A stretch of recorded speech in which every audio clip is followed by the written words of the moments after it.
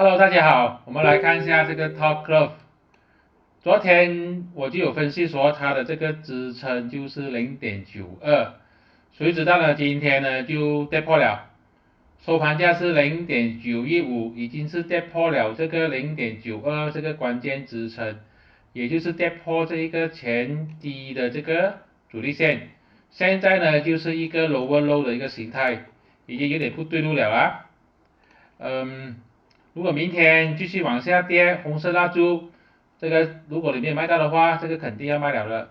它的下一个支撑就是0.875，也就是这个200天均线。这个200天均线如果再跌破的话，真的是要卖了呀。所以现在呢就有点不对路，应该卖了就卖吧。